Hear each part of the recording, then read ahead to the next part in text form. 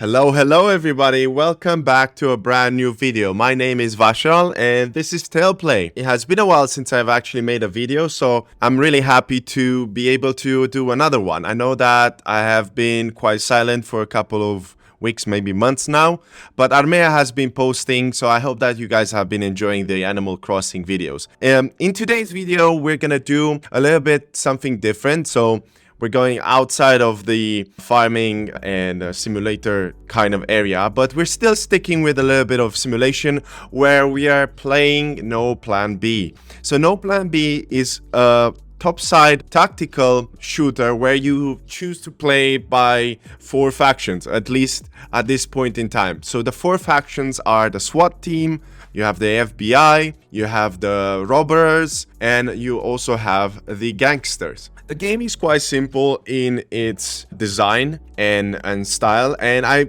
actually found it quite interesting because I think it can run to a lot of, people's computers, especially right now when we're struggling with all this shortages in chips and video cards and everything like that. So if you're interested to play something tactical and have a little bit of fun, you should definitely check this game out. So I've noticed this game on Steam. So right now it's on early access and you can obviously take part in it. The game itself cost about £12 max here in the UK. It could be maybe $15 in the US. It really depends on where you're actually living. So it might be different in your area. And I really found this game quite interesting because you get to experience like games that I used to play back in the days on my mobile phone. I can't recall right now what was the name of the tactical ones, but there were something regarding SWAT teams and you would breach in and you would start killing,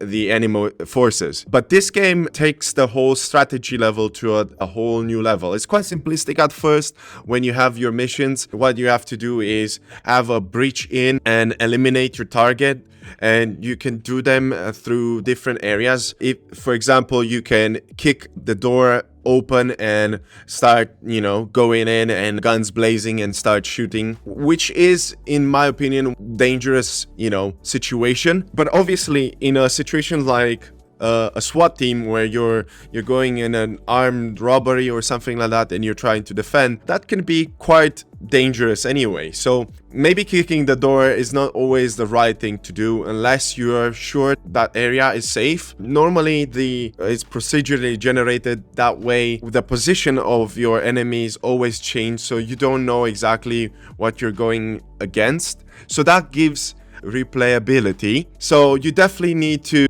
try out different techniques all the time. When you start your missions and you go for the campaign, you have a simple thing to do by basically picking your squad. You position them in the area where you want them to start, and then you equip them with the weapons that you want them to have. So you have shotguns, you have rifles, you have semi-automatic weapons, and so forth. And I think as you progress, I haven't been checking everything, you can unlock more and more weapons, so you can, have a different way. And each weapon feels and acts different. So for example, when I tried the shotgun, it shoots much more slower, but the impact is much more powerful, while a rifle, it's much more reliable if you want to hit in and start shooting, right? Or a gun maybe has a much more slower fire rate, but it's easier to carry. I'm not sure exactly the whole thing. I haven't been able to fully explore how the game really is. Now, after you equip your SWAT team or robbers, you need to make sure that you choose your plan of execution. So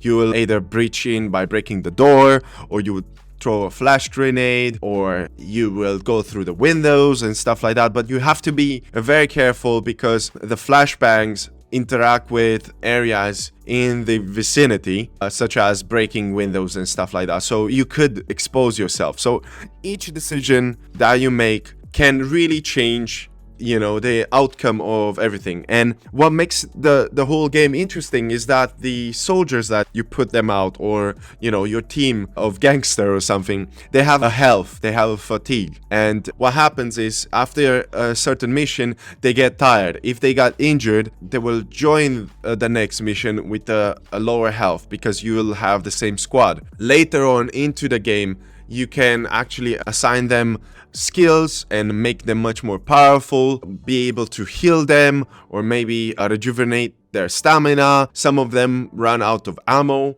If your units actually die, they lose all their weapons and other gears, so you gotta be careful with that. And you would want to make sure that each decision that you put your soldiers through, it's a real life situation where obviously it's between life and death, and they could actually die in the mission, and they would be vital for the next one. So what I noticed when I was planning my whole game was that those who I put on first to go in and breach in, I risked their lives.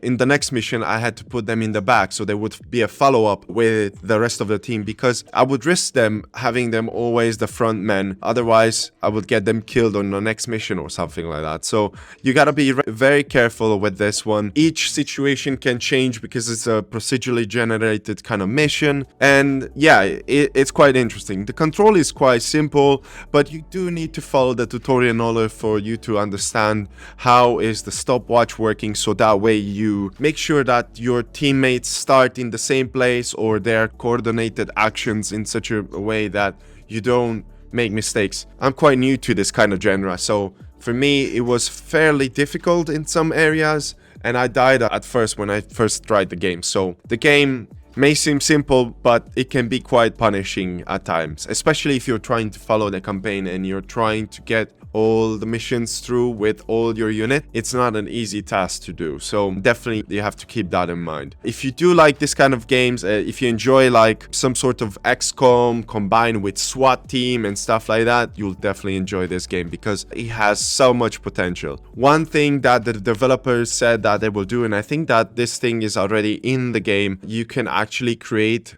your own buildings and set your, units in there, so that way you can give other players a possibility to taste other kind of missions, like a skirmish or something like that, which is really fun because you can try out and see how creative other people can be with their areas. And I'm really looking forward to see where this game is actually gonna head towards. So yeah, that's basically No Plan B. It's out now, as I said, on Steam. And I hope that you guys enjoyed the video and actually found this game quite interesting and you want to give it a try. So go ahead and check it out. I will put it in the description of our video. And yeah, that's basically it. I hope that you guys enjoyed the video. Once again, if you do, you can hit that like button and also subscribe to our channel if you enjoyed the video and you would like to see more. Don't forget to turn on the post notifications, so that way it will notify you, and whenever we are posting, you're never gonna miss our videos. So yeah, that's it for today. I hope that you enjoyed the video once again.